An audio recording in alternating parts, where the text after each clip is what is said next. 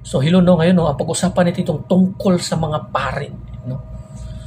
Alam mo naman no, ang mga pari dito sa mundong ito, ang Katoliko lamang ay mga pari, kasi sa ibang mga religion kasi is mga pastor na nakasulat din yan doon, no, mga pastor. Alam nyo ba, or ito ay dapat ninyong iwasan? Iwasan nyo pong tawagin ang mga pari na pader. At kayo ni namang mga pari, alam nyo ang kasulatan, alam nyo ang kautusan ng Diyos, alam nyo ang sinasabi ng Diyos na hindi dapat kayo magpatawag na father.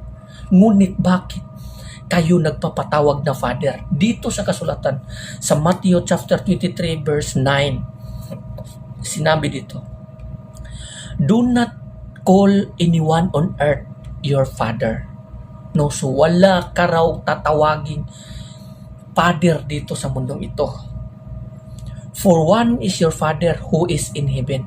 Dahil may isa lamang kayong Father or Ama na nandoon sa langit. Pero dito sa mundong ito, tinawag ng mga tao na Father ang mga pare. At hindi lamang ito hindi lamang ito,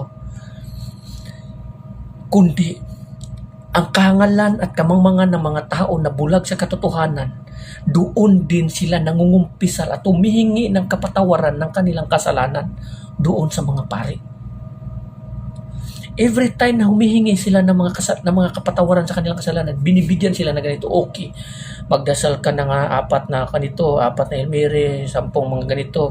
So, bago pala mapatawad ang iyong kasalanan, sa paghingi mo ng kapatawaran sa kanila, bibigyan ka ng maraming requirements na dapat mong gawin para bago mapatawad ang iyong kasalanan. Dito ba sa kasulatan, mababasa nyo ba yan na every time na humingi tayo ng kapatawaran sa ating Panginoon sa ating kasalanan, binibigyan ba tayo ng ating Panginoon ng maraming mga task na dapat gawin upang tayo ay mapatawad sa ating mga kasalanan? Wala kang mababasa dito. Ang sinabi dito, if we confess our sins to Him, He is faithful and just and to forgive all our sin. So kung i-confess natin yung mga kasalanan natin, mapagkatiwalaan siya at matatawarin niya ang ating kasalanan. Pero sa kanila, dumadaan ka, bibigyan ka ng maraming task upang mapapatawad ang inyong mga kasalanan.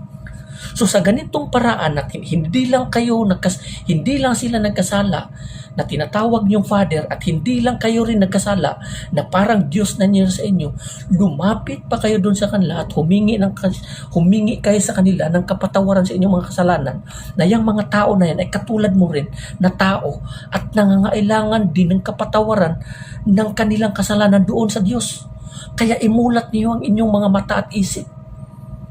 Iwasan nyo at tawagin silang Father, at iwasan nyo ang lumapit sa kanila upang mangumpisal, upang humingi ng kapatawaran. Kasi naalala nyo yung isang kriminal at magnanakaw na ipinako sa cross kasama ni Kristo noong panahon. Anong sabi niya? "Panginoon Jesus, alalahanin mo ako kung naghahari ka na." Anong sabi ni Kristo? "Sa araw na ito, kasama na kita sa paraiso." O sa ganun na sistema, pinapatawad agad ang kanyang kasalanan at tinanggap agad siya ng ating Panginoon doon agad sa kanyang kaharian. Walang sinabi si Kristo, okay, tatanggapin kita, pero gawin mo ito, ganito, 10 ganito, 5 ganito, ganyan. Paano kung hindi mo masunod yan? Hindi napapatawad ang iyong kasalanan. So walang sinabi ang ating Panginoon sa Kristo noong panahon na yun, kundi isa lang ang sinabi niya. Ngayong araw na ito, ngayong oras na ito, ngayon, kasama na kita sa paraiso. O isipin mo, so kung lalapit ka sa kanila, maraming task. Kaya mumulat niyo ang mga mata niyo kung sino ang nilalapitan niyo at tiningian niyo ng kapatawaran ng inyong mga kasalanan.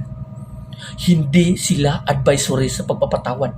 Naalala nyo yung panahon na yun noong si Kristo nagpapatawad ng kasalanan ng mga tao. Noong sinabi ni Kristo doon sa mga tao na humayo ka na kasi pinapatawad ng iyong kasalanan. Tapos narinig ito ng mga Parisiyo. Anong sabi ng mga Parisiyo at mga tao? Sino ba itong tao na ito na nagpapatawad ng kasalanan ng tao? Walang ibang kalapastangan ito sa Diyos. Kasi walang ibang nagpapatawad ng kasalanan kundi ang Panginoong Hesus, ang Panginoon lamang. Pero tinawag nila si Kristo na kalapastangan. So, kung ang isang tao na tumatawag or humingi ng kapatawaran or nung kapatawaran doon sa mga pari ng upisal, yung pari naman nagpapatawag, gawin mo ito para mapapatawad ng iyong kasalanan. Sila pala ay gumawa ng kalapastangan sa paningin ng Panginoon. Kasi nga wala silang karapatan na magpapatawad sa kasalanan, kundi ang ating Panginoong Kristo lamang. Noong unang panahon, si Kristo ang nagpapatawad ng mga kasalanan. Ang sabi niya, pinapatawad ng iyong kasalanan. So sa nangangahulugan, si Kristo hindi sa pari. Mali ang nilalapitan niyo, mga kaibigan. Dito sa kasulatan, sinabi niya dito sa 23 verse 8, you are all brethren. Lahat kayo ay magkakapatid. So kung magkakapatid tayo, bakit ka doon humihingi ng kapatawaran sa kaligtasan ng iyong buhay, ng iyong kaluluwa sa mga taong makasalanan din? Iwasan niyo po ang ganitong klase. Kasi po, ang daan patungo sa kamatayan, madali lang talagang tahakin. Susuway ka lang sa kautusan ng Diyos, dire-diretso ka na sa impyerno. So iwasan niyo po ang ganitong klase. Umiwas po kayo. Lagi niyong tatandaan, do not call anyone on earth your father, for one is your Father who is in heaven. So kung nagpatawag sila na Father, Diyos na yan sila. Tapos kung tumatawag kayo sa kanila na Father, sila na yung Diyos nyo.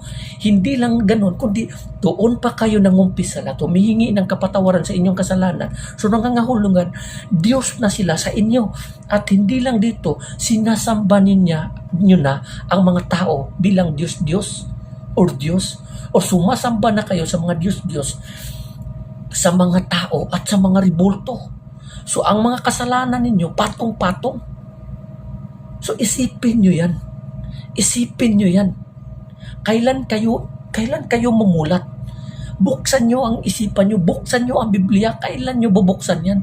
Kung kailan huli na, kung kailan huli na ang lahat. Habang ngayon matatawag pa natin siya, habang may tinatawag pa ngayong araw, habang matatawag pa natin siya, malalapitan pa natin siya, maaabot pa natin siya, lumapit tayo sa Kanya at tumawag tayo sa Kanya at abutin natin sa Kanya. Kasi pagdating ng panahon na masarado na ang pinto, wala nang makakabukas sa mga pintuan na Kanyang sinasara. Buksan nyo ang isipan nyo. Buksan nyo. No, so hanggang dito na lang. No, maraming salamat. God bless everyone. Amen.